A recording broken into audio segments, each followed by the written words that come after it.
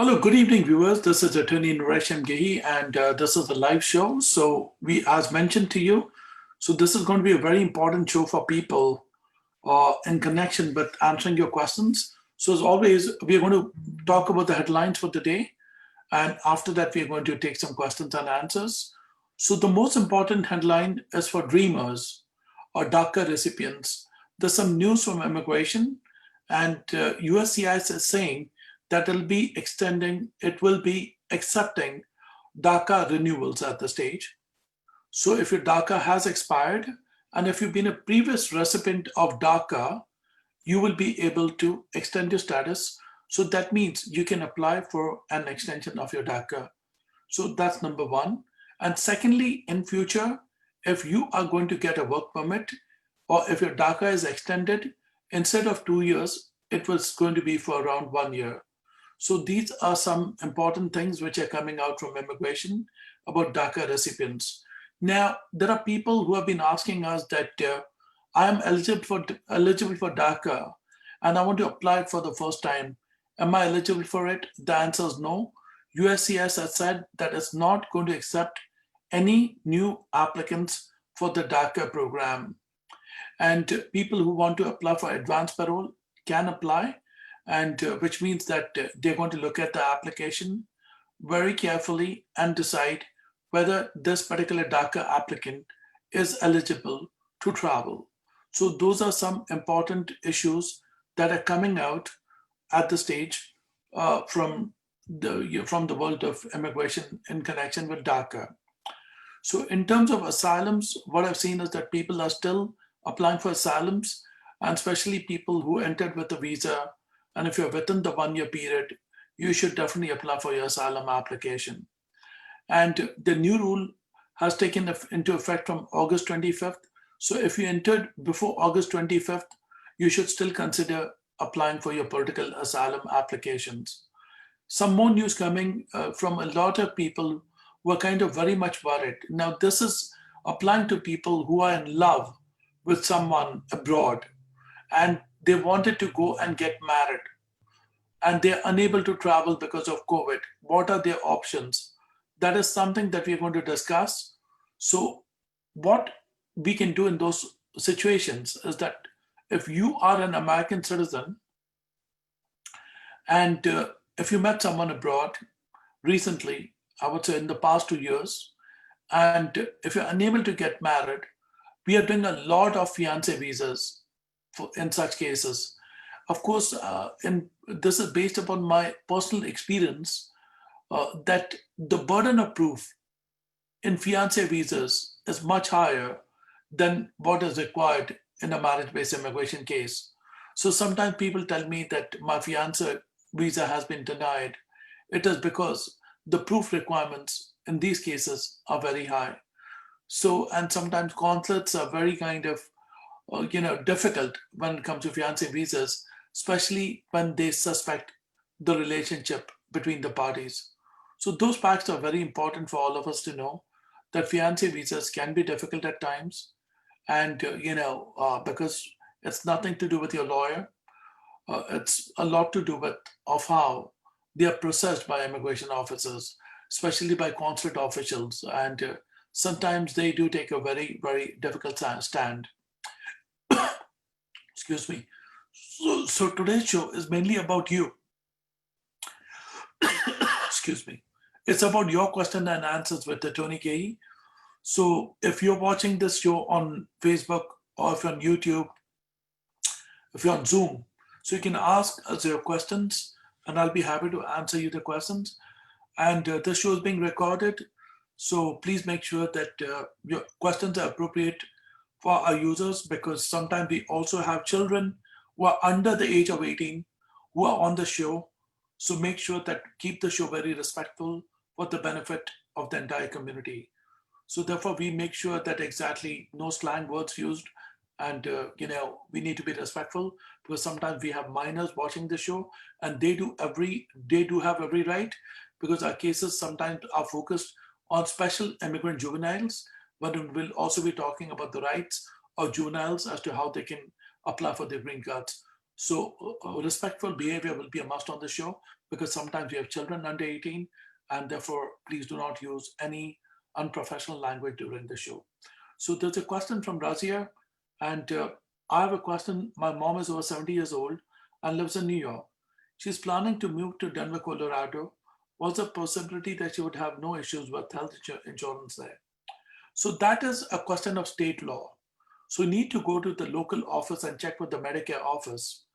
And you need to see that exactly as far as there's a difference between state law and federal law.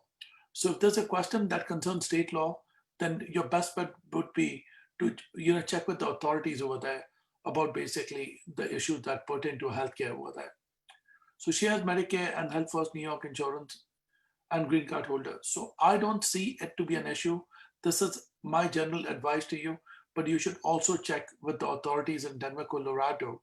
And what you can also do is you can go to their website and check out the requirements for healthcare over there. So that's my answer to Razia's question. So if you have any more questions, you all can start asking your questions. You can ask your questions live on the Zoom show. You can type the question on the chat board, or you can email us at info@gehilaw.com. So there's a question from Greg Rawlins from Facebook. Hello, love your show. I found it very. Can you explain what's going on with the H1b visas? My friend wants to move here from Georgia via work visa. So H1b visas, we have the lottery system. So he will have to apply through the lottery system. And if his name gets selected under the lottery, then I think he'll have a very good chance, to basically move further. But unless and until his name does not get selected under the lottery program, then unfortunately he has tough luck under the H1b visa. But now it depends. There are other options for people here, and especially if they're not from India, if they're not from China. So you need to look into the possibility of a direct green card if the employer is ready to apply. And if this person has very good skills, you need to look into that possibility. The second possibility you need to look into is basically if he's from Canada, then and if he's a professional, he can look into the TN visa category. And if he comes from a country that is an e-visa country, which means if the country has an e-visa treaty with the United States of America, he can also come in as an entrepreneur under the E2 visa category. So you need to explore those options. If he's single, he can get married to a green card holder. Trust me, even if the person is a green card holder, you get married and you may qualify for a green card. If she's a citizen or he's a citizen, if the fiance is a citizen of the United States, if they get married, then that's another possibility. So, don't just focus on the H1b visa. Now, there's another way if you're from India or from China. If you're highly educated, look into the O visa category. That's something wherein I've not seen a lot of brilliant people looking into. So what is the O visa? You have to show you're extraordinary. You have a few publications and you're well known in your field of endeavor. And you've been a judge in your field of endeavor. Look into the O visa category from India. And I've had a lot of people reaching me out who did not make it in the H1b visa, reaching me out for the O visa. Absolutely brilliant. Remember one thing, if you are brilliant, if you cannot get into the door, jump in from the window. If you're ready to work hard, the sky is the limit for you. As I always say, fortune favors the brave. So always, as I said, explore your options. Now that's what I like about this program, Green Card with Gehi. And we kept the door open for question and answers. There's a big reason why. I'm here to answer your question. I'm here to answer your friend's question. And doesn't matter which country you are in, spread the word. And this is how we all are going to learn about immigration. This is a one-of-a-kind show wherein you're going to get your questions answered. So you are the messenger. You are the person who's going to spread this message across and let them know that you can get live questions and answers on the show.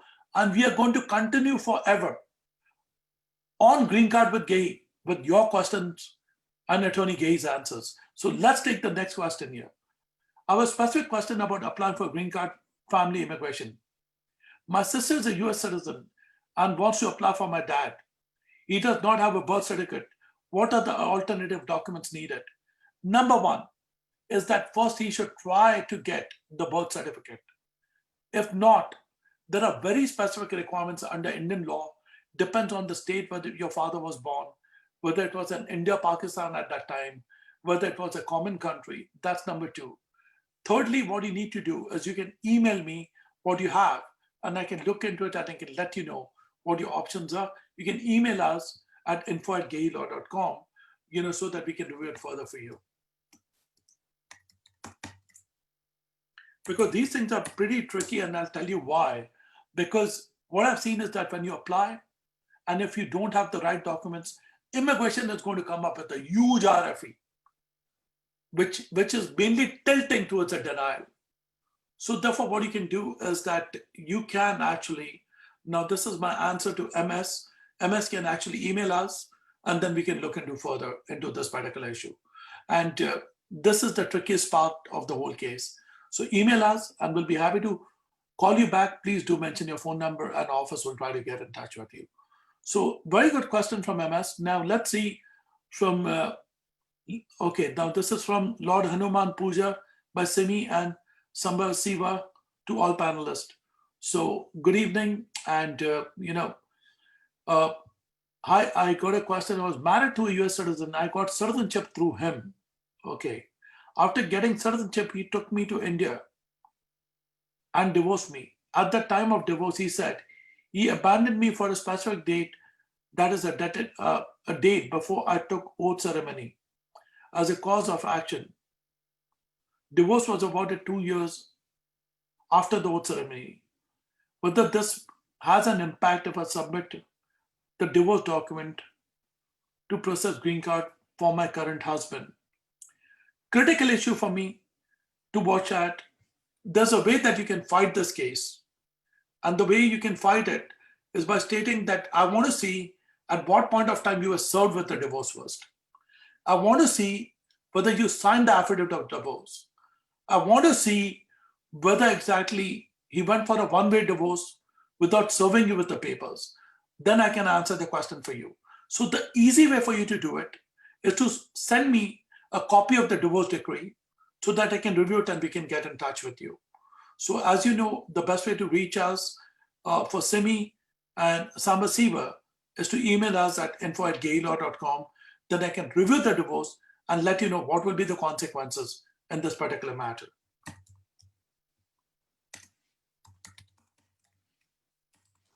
Send me the divorce, and because every state is different, we want to see of what the judge wrote in the divorce. So that's my answer to Simba Siva. Thank you so much, and it's wonderful talking to you. So folks, this is what I like. If you have your question, this is a live show. If you're watching it on Facebook, you can come to our chat forum and you can chat with us. You can come live.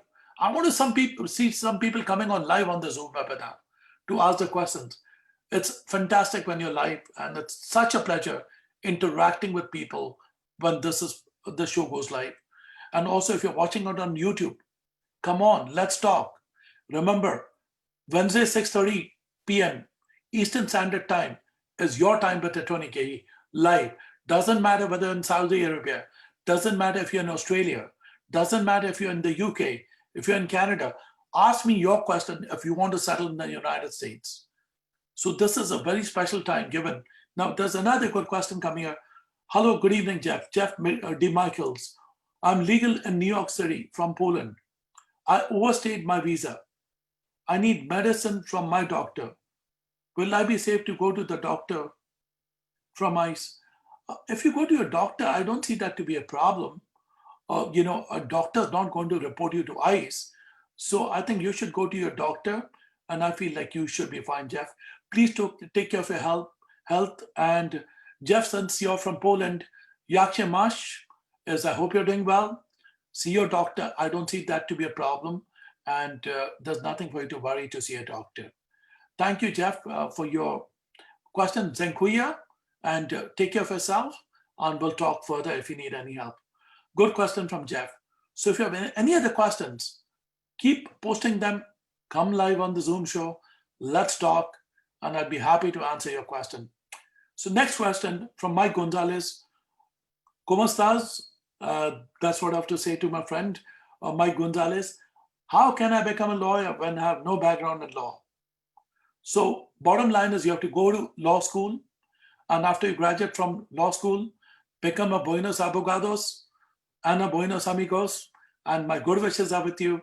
Graduate from law school and you will become a lawyer. And I'll pray for you, and I'm sure you'll be a big lawyer one day. Buenos abogados, buenos amigos from Attorney Gehi.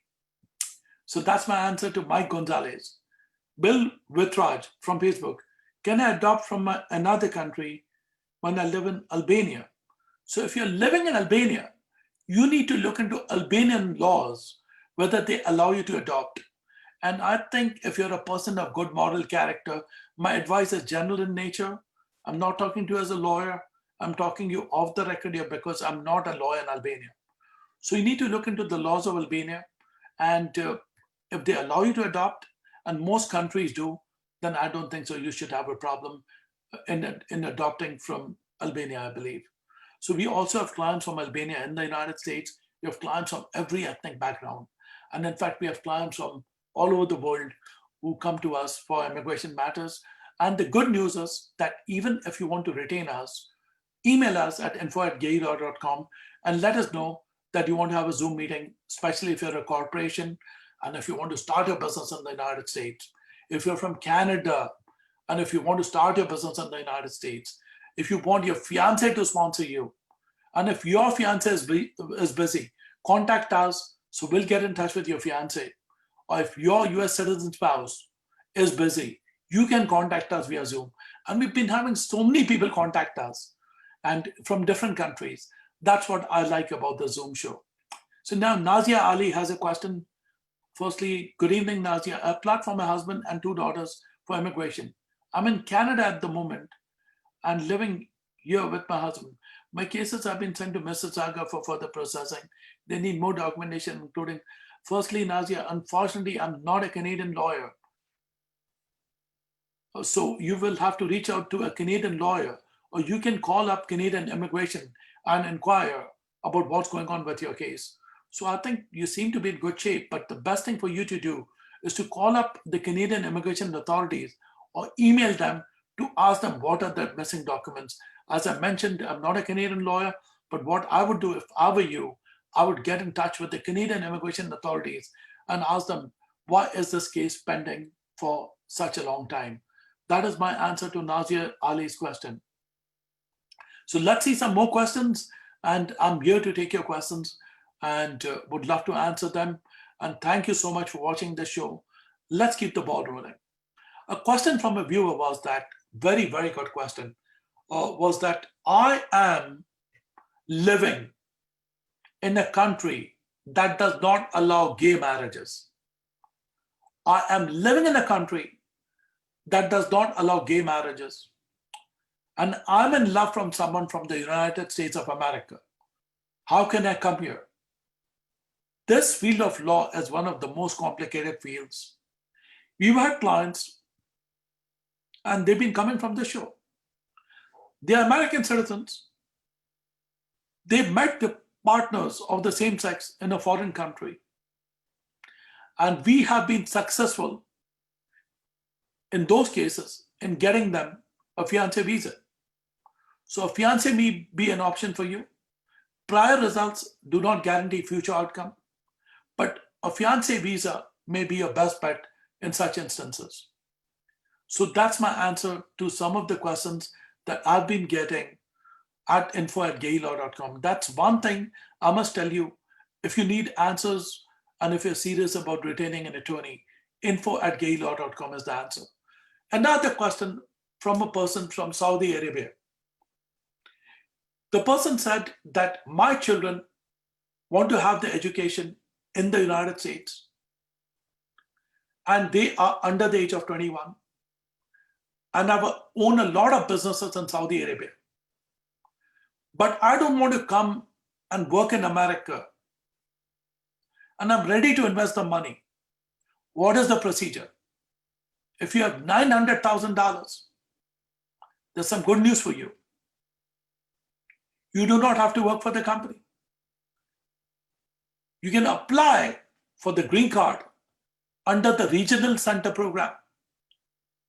And if you have $900,000, you may not even have to work in the company, because you can be an inactive investor and still you, your spouse, and your children under the age of 21 can qualify for the green card. And that is great news for you. We can help you if you want to invest your money. And a lot of people from the Middle East, from the UK, and from other countries who are ready to invest $900,000 have been contacting us because they want their children to come in on the green card. And I do agree with you. Rather than asking your children to come here and struggle under the F1 visa program, the best gift you can give your children is asking them to come to America on a green card. And if you have $900,000, and if you're ready to invest in an enterprise in the United States, and after 5 years, you may get your money back depending on how that company performs. So the investor visa may be a great option for you if you do not want to struggle and come to America on a green card. Lily Patel from Facebook, Jai Sri Krishna. Hello, Lily. What is the quickest way to get out of deportation? I am at the Texas-Mexico border. Now, first thing is that we need to check whether you have been ordered deported. Are you in deportation? Those are the two things I need to know. And if you have a deportation order, if you're married to a green card holder, if you're married to an American citizen, you may still have a chance to get a green card. So depending upon the facts and circumstances of your case, you still have hope, Lily. Don't give up hope. Keep fighting, even if you have a deportation order. So you can reach us at info@gehilaw.com, Lily.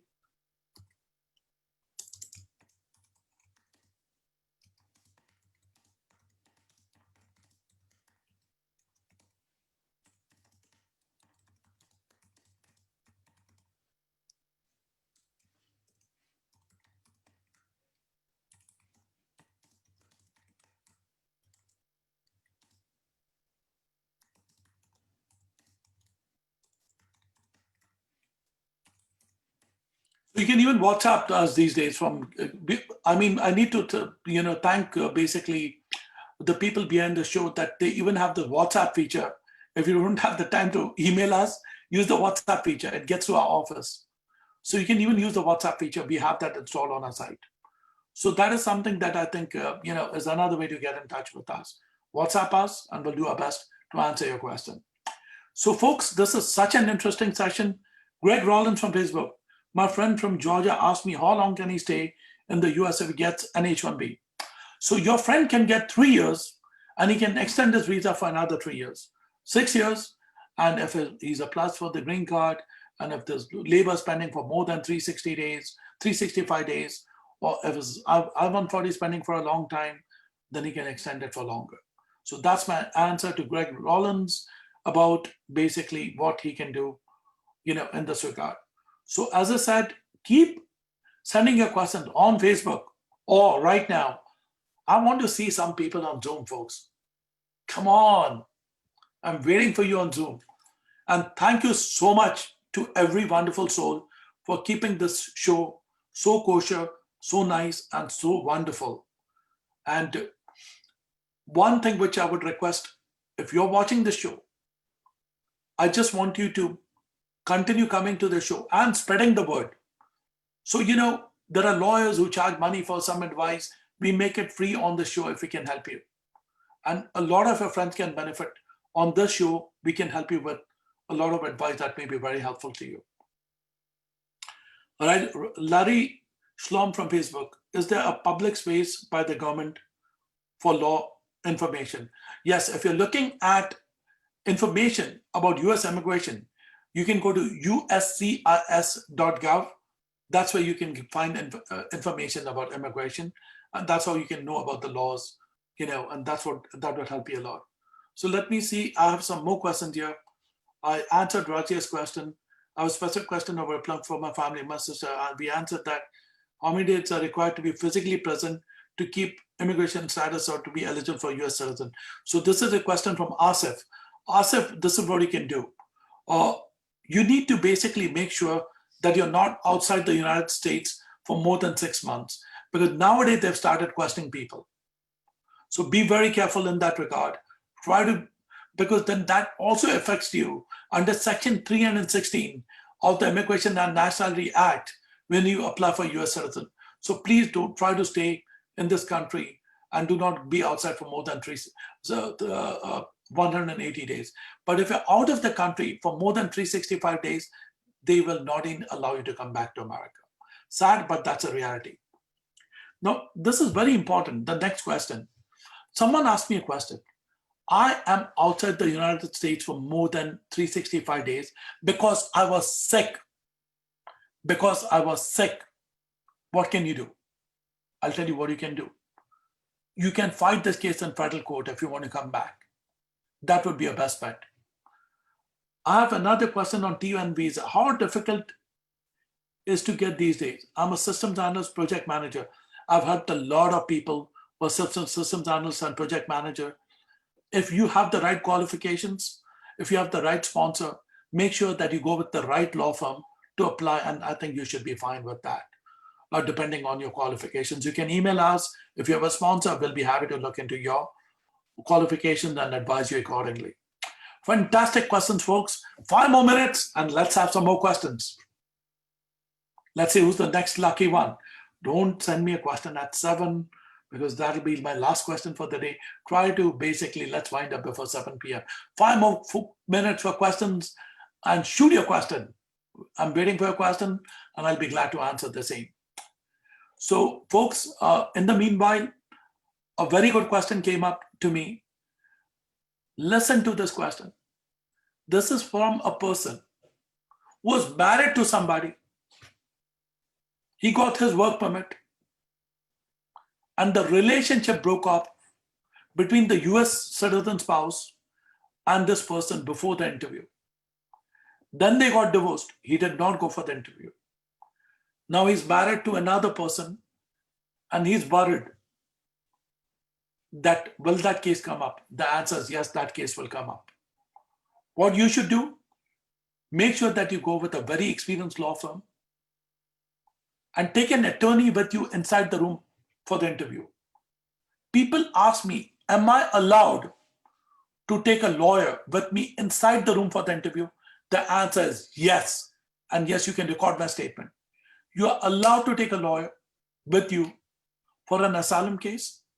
You're allowed to take a lawyer even for your citizenship interview inside the room, sitting with you, because that is your right to have effective representation under the 6th Amendment, the right to counsel, and exercise that. Take a lawyer with you. Even if you have a marriage-based immigration case, better for you to take a lawyer. A viewer asked me, wouldn't immigration suspect that if I take a lawyer? Why should they suspect? It's your legal right to take a lawyer with you for an interview. Even if you're a member of the same sex, if you're applying for the green card, if you married a member of the opposite sex, take a lawyer with you. Believe it or not, if you have an experienced lawyer, it always helps you.